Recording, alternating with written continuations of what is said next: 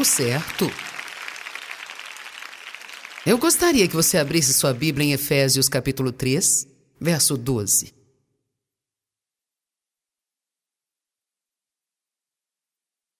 Eu quero falar sobre ser ousado e corajoso. A Bíblia não diz que nós devemos ser tímidos, acanhados e medrosos. Na verdade, a Bíblia diz que Deus não nos deu um espírito de medo. Deus não nos deu um espírito de medo, mas de poder, de amor e firmeza. Eu já li Efésios não sei quantas vezes em minha vida, mas há 3 meses atrás, Deus realmente ressaltou o verso 12 para mim e eu fiquei muito empolgada. Pode ser que leve alguns minutos até que você veja o que eu vi, mas se você puder compreender o privilégio que temos, baseado no que essas escrituras dizem, isso deixará você empolgado. Pai, eu oro para que as pessoas recebam a palavra e para que ela fique encravada em seus corações. Isso venha mudar a forma como se sentem e que elas entendam que elas podem viver ousada e corajosamente. E que elas não têm que se prostrar ao medo em suas vidas. Amém. No qual, por causa da nossa fé nele, nós nos atrevemos. Todos digam, atrevemos. Temos a ousadia, a coragem e a confiança de ter livre acesso, que é um acesso sem reservas à aprovação de Deus. Com liberdade e sem temor. Pai, isto significa que nós podemos entrar na presença de Deus a qualquer hora que nós quisermos. 2.000 vezes por dia, se quisermos. Temos o privilégio de entrar e sair. Nós não temos que bater na porta, não temos que esperar alguém dizer entre. Não estamos falando sobre ir à casa de um amigo. Você acharia maravilhoso se tivesse um amigo que dissesse, você pode entrar aqui quando quiser. Não precisa bater, você é bem-vindo a qualquer hora. Você pensaria, uau, isso é muito bom para mim? E aqui nós temos Deus nos dizendo isso. Sem nenhuma reserva. Isto significa que eu não tenho que ser cuidadoso. Eu não tenho que hesitar. Eu não tenho que me perguntar se eu sou bem-vindo. Pode até ser que eu tenha cometido alguns erros e feito alguma coisa que eu não deveria ter feito há talvez uma hora atrás. Mesmo assim, se eu me arrepender dos meus pecados, eu posso ser lavado pelo sangue de Jesus e eu posso entrar ousadamente, corajosamente, e pedir para Deus suprir minhas necessidades e de outras pessoas também. E para que Ele me use para impactar o mundo. Porque uma coisa que me assusta é o fato de ficar aqui por 80 ou 90 anos e ter desperdiçado o meu tempo.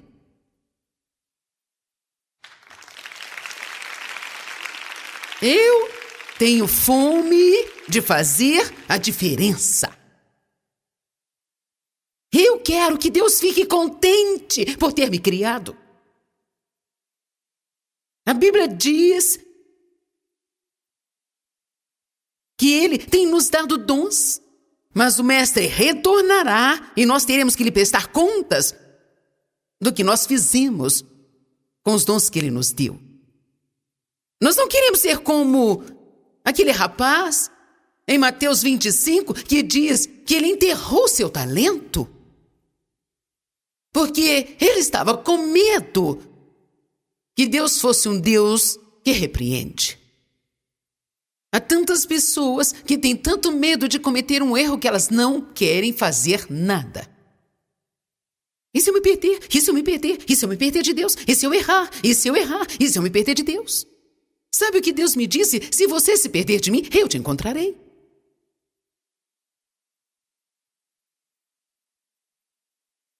Se você se perder em algum lugar e não tiver certeza onde está, apenas levante as mãos e diga, Jesus, venha buscar-me.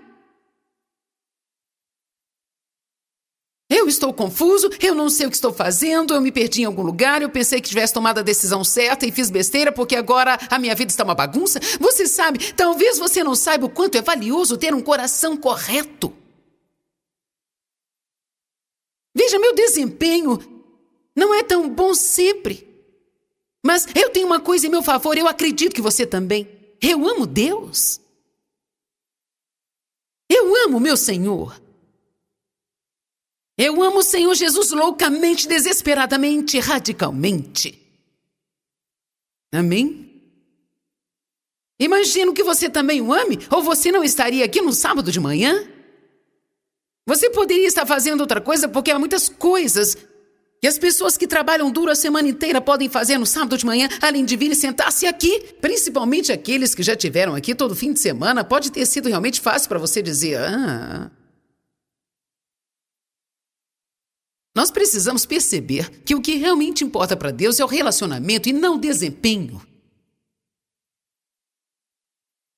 Sim. Ele sabia que não poderíamos ser perfeitos, então ele enviou um sacrifício perfeito por nós. Agora nós estamos querendo atingir a marca da perfeição. O apóstolo Paulo disse, eu sigo em direção à marca da perfeição, mas uma coisa eu faço. Este é o meu único desejo, esquecer as mentiras que ficam para trás e prosseguir.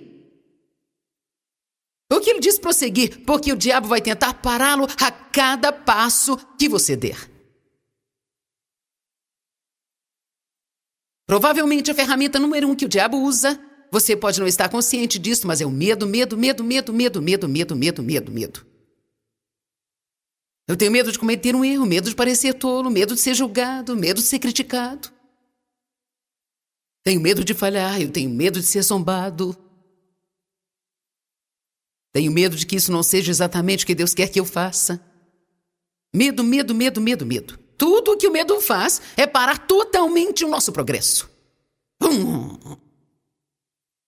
Você está progredindo, servindo a Deus, fazendo as coisas direito, andando pela fé.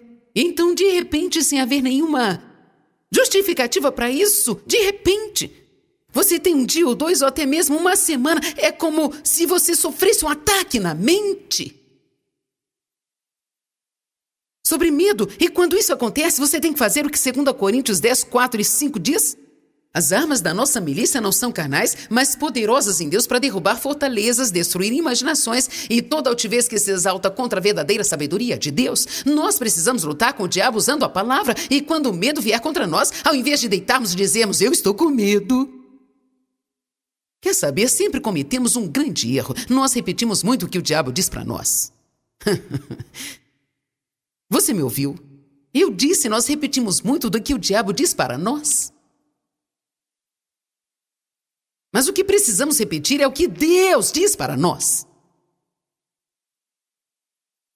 Quando o medo vier, não diga, eu estou com medo. Você tem que dizer, Deus não me deu espírito de medo.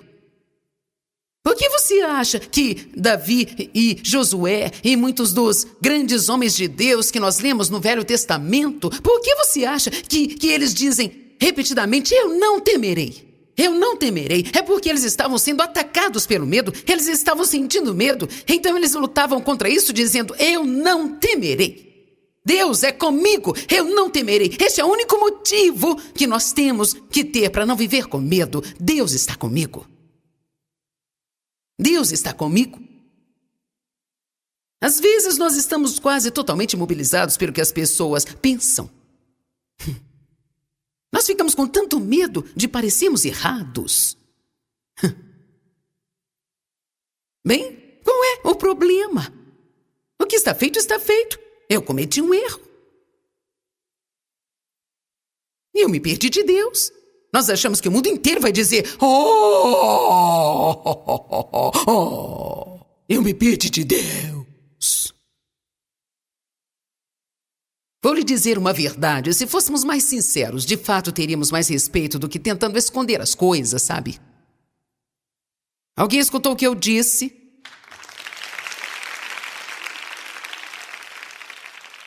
Se fôssemos mais sinceros, de fato teríamos mais respeito do que tentando esconder as coisas, sabe? Então você pode relaxar Não se sinta como se eu estivesse pregando pela 10ª vez a sua história, mas que você pode se identificar com ela e você pode ter esperança e dizer, assim como você foi restaurada, eu também posso ser restaurada. Amém?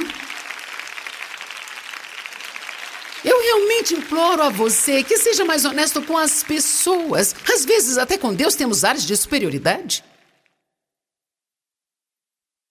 Uma vez eu estava tentando me arrepender e estava fazendo estardalhaço. Eu dizia, oh Senhor, me perdoa, eu errei. Ele disse, errou em quê? Deus já sabe tudo que nós temos feito. Então, por que nós precisamos verbalizar isso? Bem, eu me lembro que eu estava tendo um grande problema com a inveja de uma amiga que tinha ganhado alguma coisa que eu queria que eu não tinha ainda. Deus começou a convencer-me sobre a inveja. Eu sabia que aquilo estava errado, mas ao invés de ir a Deus e dizer, Senhor, tenho tido inveja da minha amiga, isto está errado. Peço que me perdoe por ser invejosa. Eu disse, Senhor, me perdoa. Eu errei. Veja, mesmo fazendo isso, nós tentamos nos esquivar do assunto e não chamar de pecado o que realmente é. Nós precisamos ser honestos com Deus, ser honestos com as pessoas e parar de viver com esse medo de cometer erros. Eu posso te fazer uma revelação. Você não precisa mais ter medo de cometer erros. Você cometerá erros. E ponto. Uma amiga estava grávida, ela estava nos seus 40 anos e nunca tinha tido filhos. Ela veio até mim e disse assim, Joyce, eu estou ficando louca de medo. Eu tenho tanto medo de que quando chegar a hora de ter o bebê doer muito.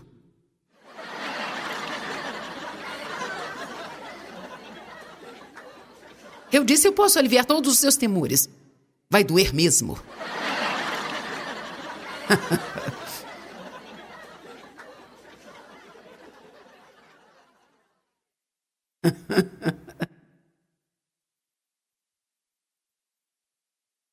Nós precisamos enfrentar as coisas como elas realmente são e deixar de maquiar demais as coisas que precisamos entender.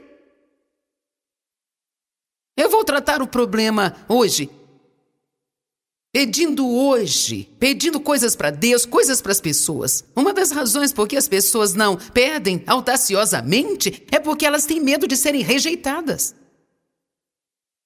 Nós gastamos mais tempo tentando proteger a nós mesmos da rejeição do que tentando construir relacionamentos saudáveis.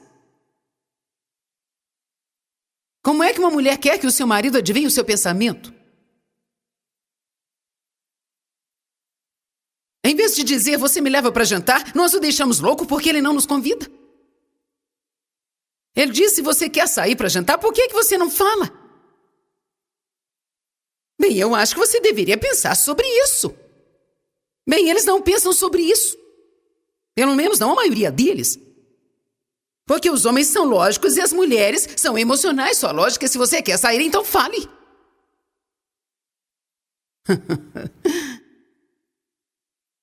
Eu quero que você me diga que você me ama. Eu quero que você me segure e me abrace. Ele pensa, eu me casei com você, não casei? Meu marido é muito afetuoso e eu sou grata por isso, mas eu sei que muitas mulheres não são casadas com homens que sejam realmente afetuosos. Então os homens deveriam aprender a ser mais afetuosos, sabe? Mas nós não podemos ter medo de pedir. Se você precisa de um abraço, vá até seu marido e diga, eu preciso de um abraço.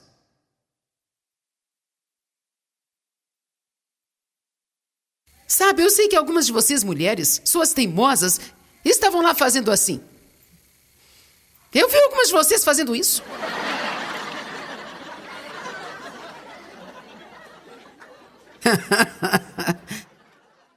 Eu acho que os homens estão do meu lado hoje, não estão? Aleluia!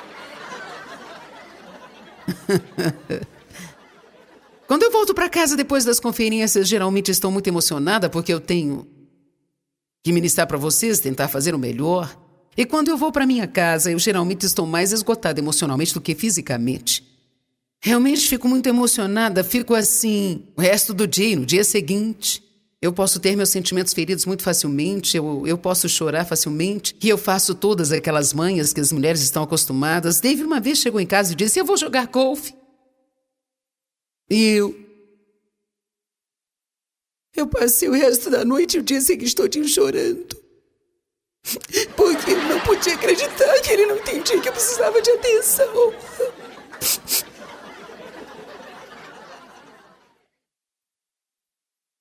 Veja, e agora? Eu pergunto, por que você não vai jogar golfe? Porque eu queria ficar sozinha, mas...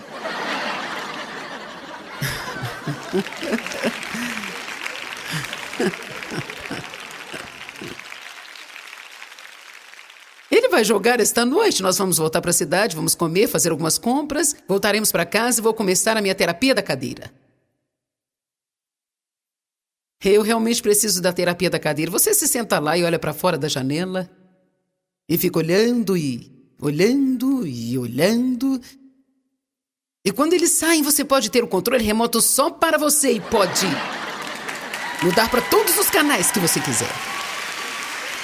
E eu ainda posso assistir um programa inteirinho sem ter que ver os programas de esportes nos intervalos.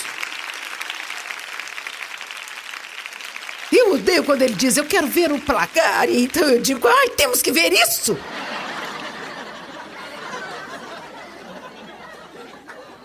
Sabe o que eu tenho aprendido? Eu faço isso agora.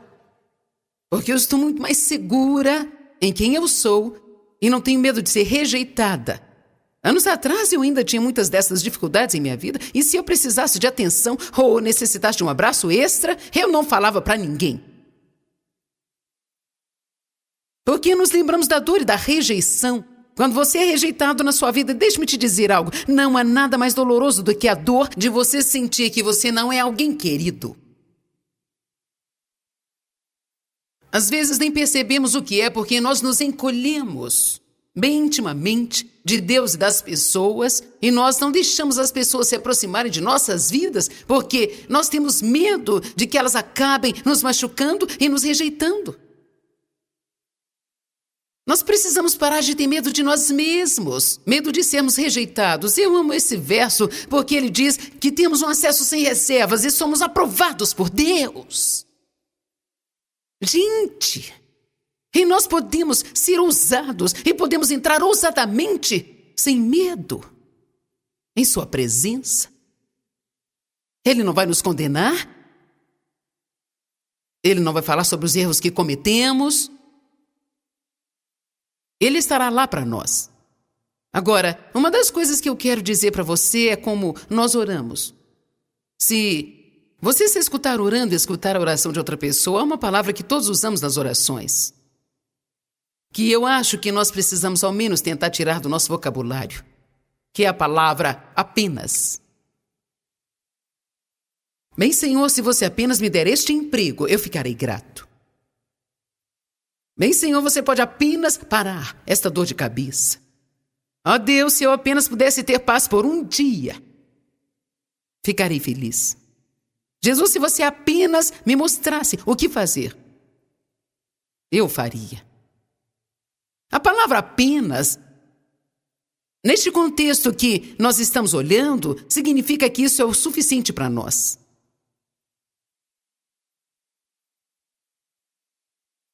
Bem, Senhor, se você apenas fizesse isso por mim, então eu não me incomodaria com mais nada. Eu não queria ter que lhe dizer isso, mas nós achamos que nós não pecamos ou não fazemos nada de errado, se nós usamos a palavra apenas quando nós oramos, mas eu sei que Deus tem voltado minha atenção durante esses anos para isso, e eu acredito que esta atitude descreve o coração que temos, que queremos ser tão cuidadosos em não pedir muito para Deus. Porque não estamos certos se devemos pedir algo, quanto mais pedir muito. Então estamos sendo cuidadosos. Agora, nós precisamos ter reverência. Não queremos nos aproximar de Deus por nenhum outro motivo, senão pela sua santidade. Precisamos ter um temor reverencial de Deus, mas nós não temos que ter medo de Deus. De uma forma errada, temos que nos lembrar de que Deus é bom, abundante em misericórdia, sempre pronto a perdoar. Ele é o quê? Não um Deus que dá regulando, mas um Deus que dá mais do que o bastante. Mais que suficiente. Bem, Deus, se você me desse força apenas para esse dia.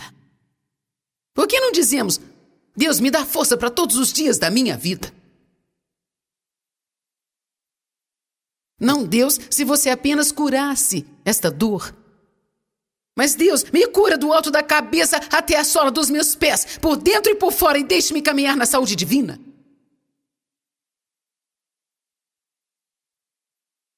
Pare de fazer orações patéticas e tentar parecer comovente.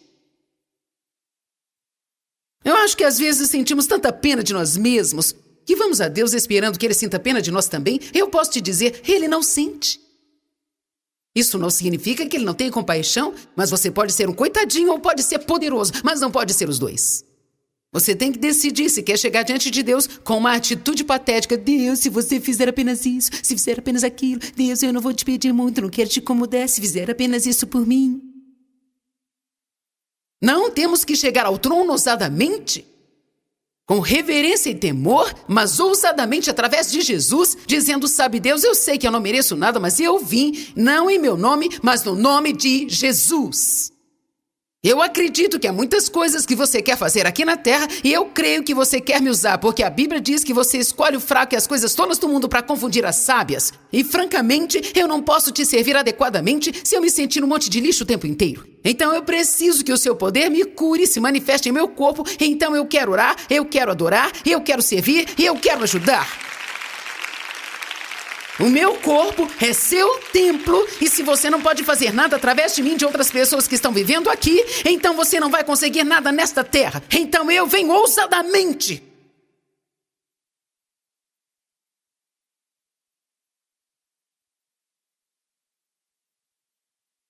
Eu quero lhe dizer que quando você faz isso, Deus diz sim.